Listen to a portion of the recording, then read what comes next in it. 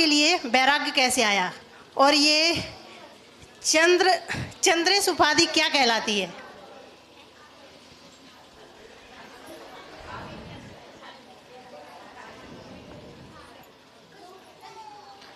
बोलिए पंच परमेष्ठी भगवान की, बोलिए पंच परमेष्ठी भगवान की। और तेज आवाज आ रही है आपकी, थोड़ा धीरे बोलिए, बाहर चली जाएगी। बोलिए पंच परमेष्ठी भगवान की, बोलिए अनंत अनंत सिद्ध परमेष्ठी भगवान की। उपास चल रहे? अच्छा, बोलिए पंच परमेष्ठी भगवान की, बोलिए अनंत अनंत सिद्ध परमेष्ठी भगवान की। बोलिए अध्यात्म योगी चर्या श्रमणीय आचार्य प्रवर श्री 108 विशुद्ध सागर जी महामुनिराज की, द्वादशांग जिनवाणी माता की।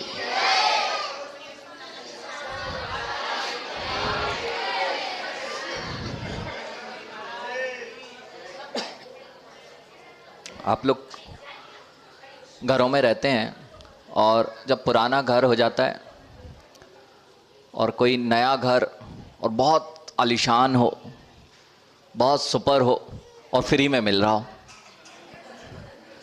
तो अपनाओगे कि नहीं? अगर किसी की नौकरी में कोई प्रमोशन मिल रहा हो, यानी हो, यदि नौकरी में प्रमोशन मिल रहा हो तो छोटे मोटी जॉब करेगा कि प्रमोशन को प्राप्त करेगा? प्रमोशन को प्राप्त करेगा। बस हमारे साथ भी ऐसा ही था, छोटी मोटी नौकरी यूएस में थी और प्रमोशन मिल गया और पंच परमेष्ठी पद पर मिल गया, तो अब उसको प्राप्त करना ज़्यादा आसान है और छोटी मोटी नौकरी को छोड़ना। तो मूल वैराग्य का कारण यही था कि तत्व निर्णय, संसार की सारी लौकिक चीज़ें, भौतिक चीज़ें सब बहुत आसान है। हमारे जैसे हजारों क्या लाखों लोग हैं, हमसे कई ऊपर लाखों लोग हैं, करोड़ों लोग हैं। यहाँ पर बैठे हुए लोग भी, जो हमारे पास वैभव नहीं था, आप लोगों के पास करोड़ का वैभव है। ये सब आसान है, लेकिन इससे ऊपर जो कुछ है वह पंच परम पद, वह दिखाई दे रहा था और सत्य का निर्णय हो रहा था। तो वैराग्य के मार्ग को चुनना आसान हो गया था। दूसरी बात, आपने चंद्रेश उपाधि की बात की है। ये तो महाराज जी के मुख से अपन सुने तो बहुत अच्छा, क्योंकि ये उपाधि महाराज जी की है।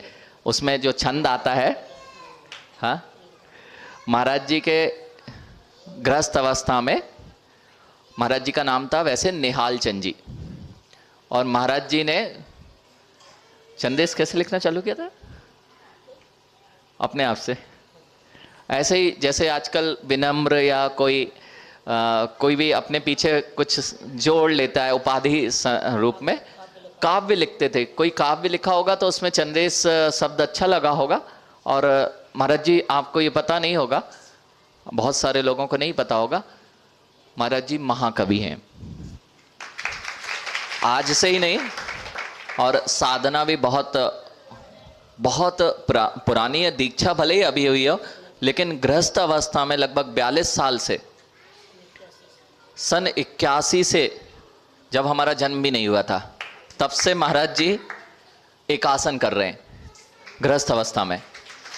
इसके बाद में आपने सुना होगा सिंह रथ चले थे, सिंह रथ, सन्मति सागर जी सिंह रथ वाले। उस सिंह रथ में माता पिता बनने का सौभाग्य यदि किसी को प्राप्त हुआ था तो सील सागर जी महाराज जी थे। गृहस्थ अवस्था में निहाल चंद जी नाम था, और ये चंदेश उपाधि, वहाँ से काव्य रचना। काव्य में आचार्य भगवान विशुद्ध सागर जी पे महाकाव्य लिखा है उन्होंने। आचार्य भगवान ज्ञान सागर जी, उपाध्याय ज्ञान सागर जी जो सराक उद्धारक, उन पर महाकाव्य लिखा। उनकी लेखनी अनवरत आप देखते ही हैं, रोज सुबह आप लोग सुन रहे हैं, उनकी लेखनी अनवरत चलती रहती है। उनको समय नहीं लगता है, कोई भी विषय हो, बहुत किसी भी छंद में वे अपनी रचना बना लेते हैं, ऐसे महाकवि। इसलिए उन्होंने जब ये काव्य रचना की तो कुछ ना कुछ उपाधि के रूप में वहाँ चंदेश, निहाल चंद जी चंदेश, और आचार्य सिंह ने इससे बड़ी उपाधि उन्हें दी थी। थे तो सामान्य, लेकिन आचार्य भगवान ने उन्हें पंडित जी की उपाधि दी। हाँ, इंजीनियर थे, इंजीनियर थे, मतलब उस समय के इंजीनियर थे महाराज जी।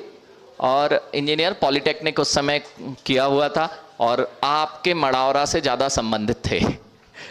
मतलब आपके यहाँ पर व्यापार उनका चलता था, ललितपुर के महाराज जी हैं, और मड़ावरा में खूब कई लोगों का व्यापार था। अब देख लेना भैया, जिसने पैसे ऐसे नहीं दिए हो तो महाराज जी से तो अब नहीं चाहिए उनको, लेकिन हो सकता है आ ही ना रहे हो जिनने पैसे अटका के रखे हो, तो ऐसी बात नहीं है।